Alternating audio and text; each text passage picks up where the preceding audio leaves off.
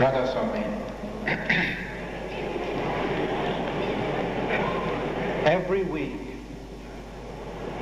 we gather together for satsang. It is easy for satsang to become a formality, something that we come to on Sundays. Somebody goes to a church, somebody goes to a mosque, somebody goes to a gurdwara, so we come to satsang. And if satsang becomes a formality, then the essence, the real message is lost. We become followers like sheep, just following blindly. And masters come to awaken us from this slumber, from this blind following. They come to make us real, to get us to ask real questions, the truth. What are we really seeking? It is not possible to follow this path by pretending. By pretending, you'll just become a false disciple, just a follower, just a formality, just a pretense. Kabir had an argument with a pandit, and he said, मैं कहता हूँ आँखें न देखी, तू कहता हूँ कागज के Lekhi. I speak what I see with my own eyes, but you speak what you read on paper, empty words. Scriptures are simply there as a guide to help us to get the real message. But the real message comes from an inner awakening, something that happens within us. There is a big difference in knowing about Santmat, knowing about God, and knowing God. The two are opposites. They are poles apart. We can read scriptures, we can read books, and we can know about God. But knowing God himself is something different. Sri Ramakrishna was sitting down, and a disciple passed by, holding a book. Sri Ramakrishna called him over. He said, "Dear friend, what is this book you are carrying?" And the man showed the book to Sri Ramakrishna. He said, "It is a study of water, the be-all and the end-all of water." And Sri Ramakrishna started to laugh. He said, "Squeeze the pages of the book. Let us see how many drops of water ooze out."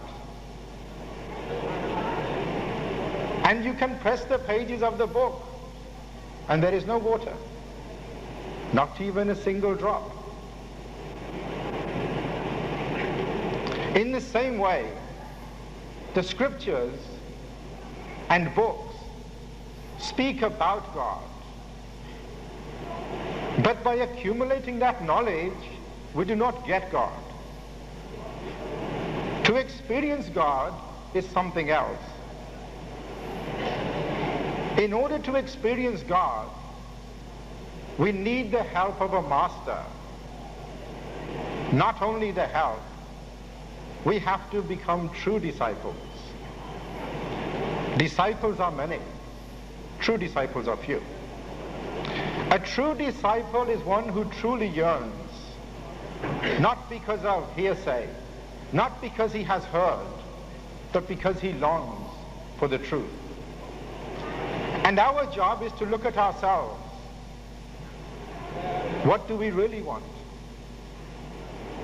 What are we really looking for? Do we want to earn money? Well, do we want to become famous?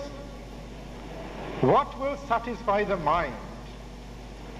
And each of us, each morning, we get up and we do things, and we live our life as we want to.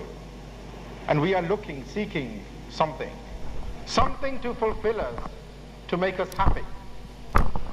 And some of us recognize that the mind is not satisfied.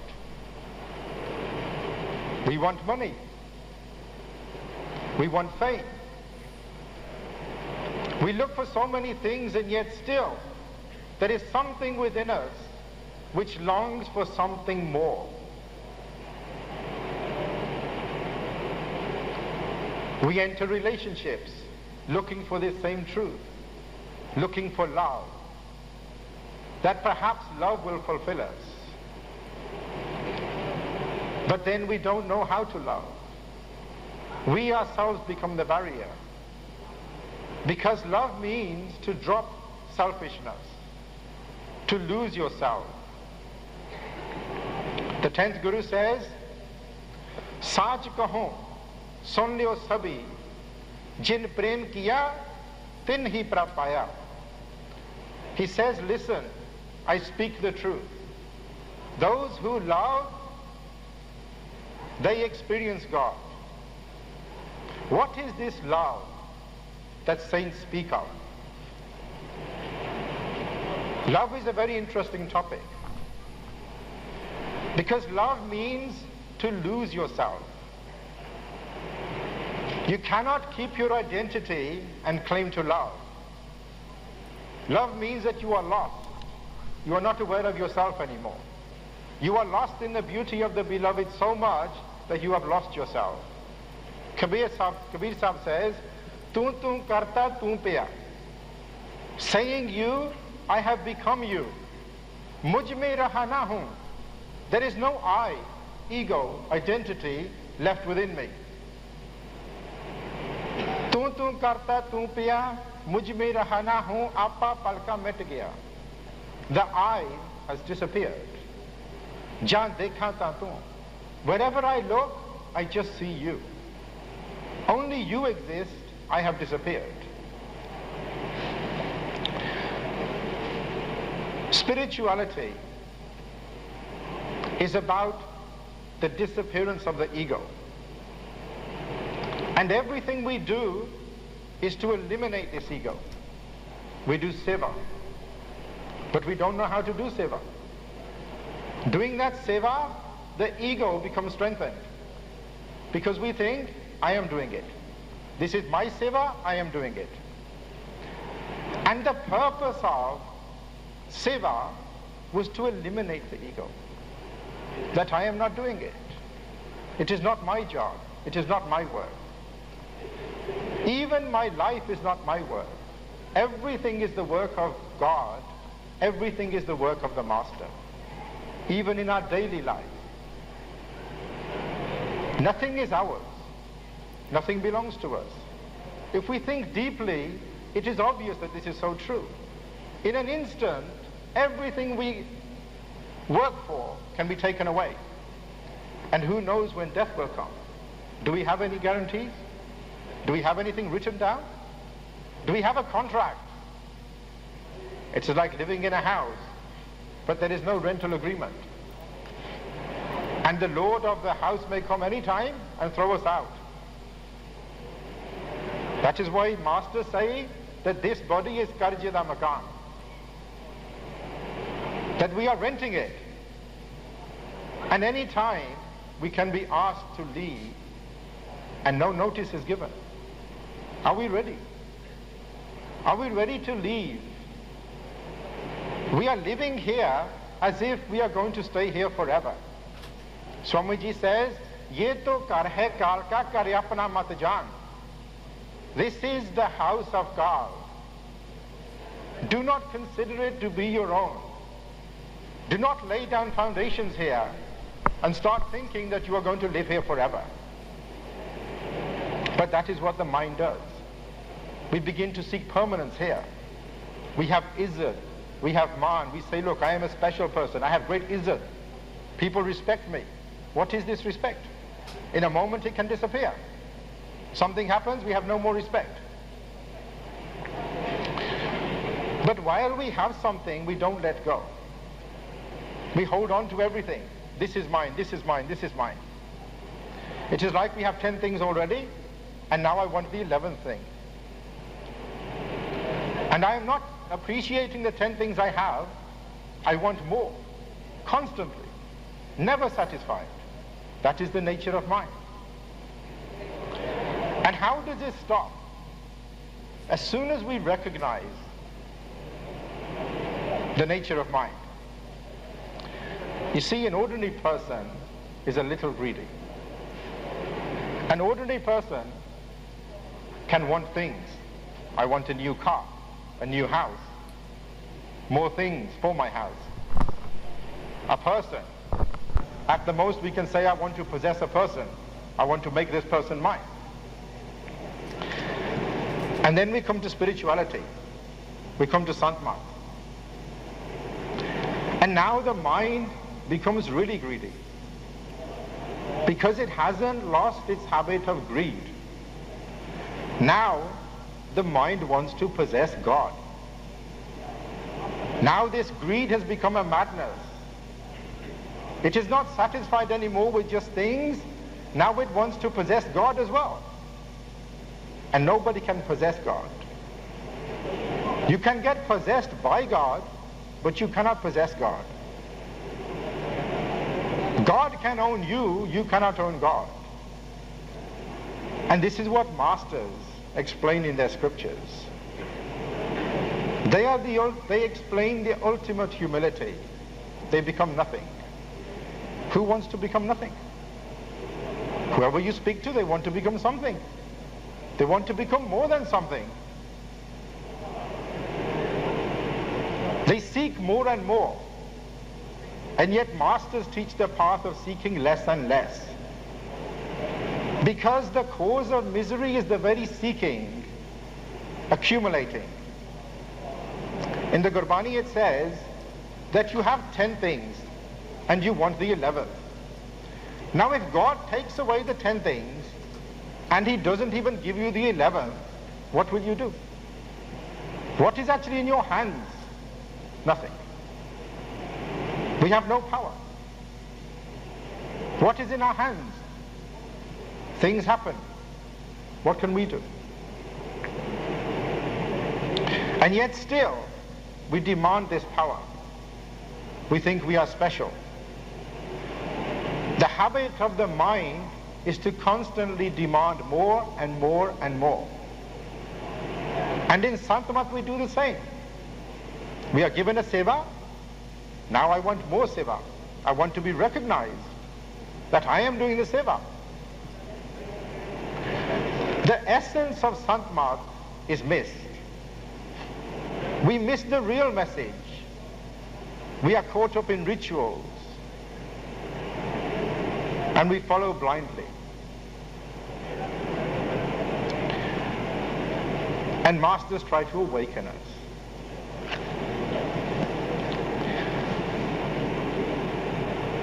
There was a man who was blind. And people said to him that there is light, but you cannot see it. But he said, no.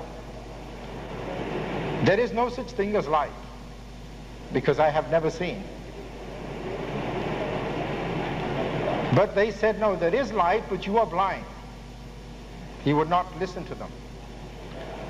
Finally he said, look, what does light feel like? They said, it has no feeling. There is no feeling of it. What sound does it make?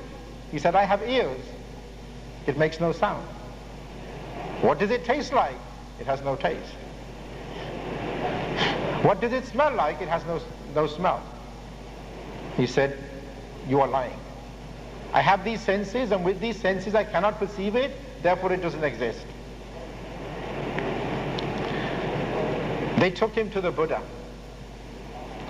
They said he speaks with great intelligence. He wants to know truth, but we don't know what to do now. We are lost. We have tried our best. Can you explain to him? And the Buddha started to laugh. He said, I am not so foolish as to try to convince him of something he cannot experience. And masters never try to convince us. Instead, they transform us. Sant Mat is not a path of information, of listening, reading, gathering information, repeating the information. That is what parrots do. That is not what masters do, and that is not what a disciple does. A disciple's job is to be transformed himself. No words are necessary.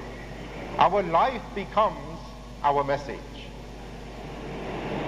We are not to convince anybody except ourselves. And that only happens through transformation, when the heart is awakened. So this man, the Buddha said, take him to a physician. Give him eyes so he can see. And that is the path of the masters. That we ourselves may have the eyes, so that we are not speaking theory, only what we see. That is what Kabir said. मैं कहता हूँ आँख ने देखी, तू कहता हूँ कागज के Lekhi. The masters denounce theoretical knowledge.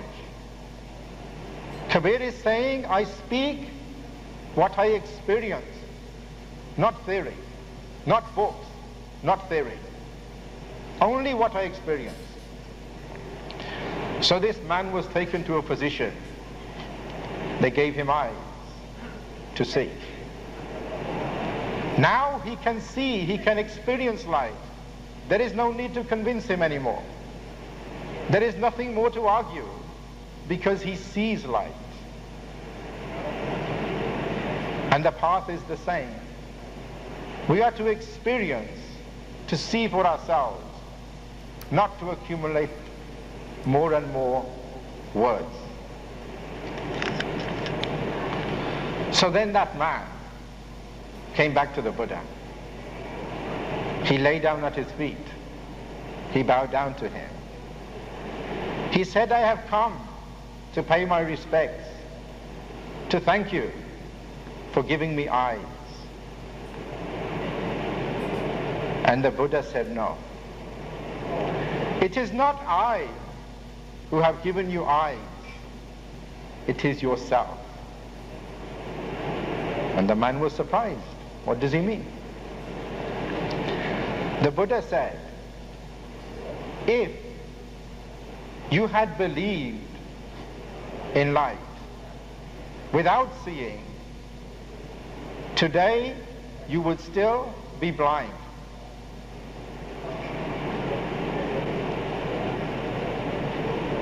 Only because you refuse to believe.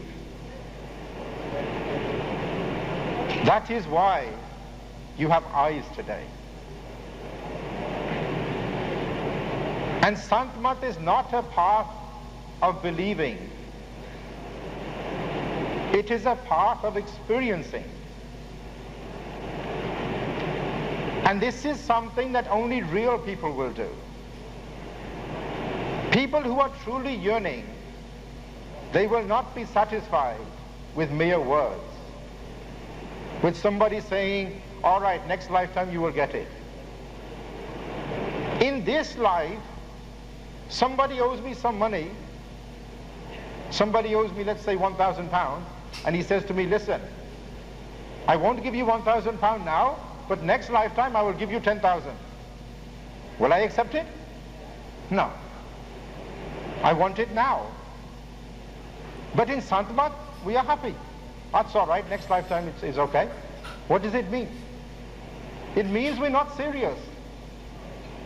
It means we are just pretending to be disciples. It means we don't really want what the master is giving. We just want a formality. We just want to be part of the crowd. That he has so many disciples, I will also be a disciple. After death he will come, he will save me. That is not Sant Mat. That is not the message of Sant Mat. The message of Sant Mat is to awaken us. So we are not satisfied with mere words. Even if that means that we have to talk directly with the master, even argue with him, at least we should be honest, truthful.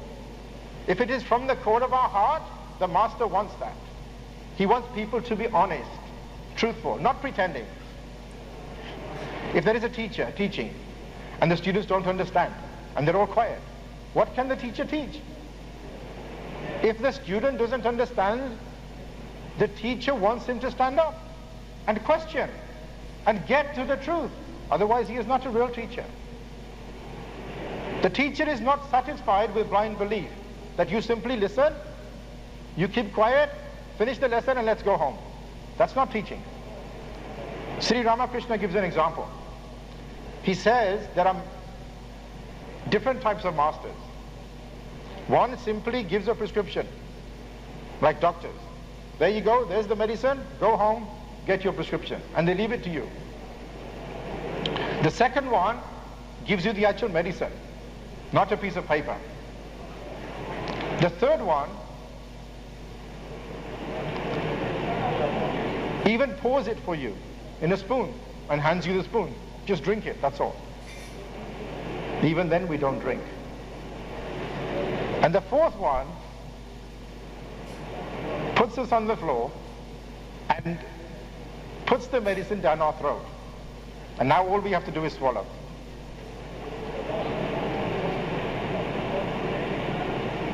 And we need that fourth type really,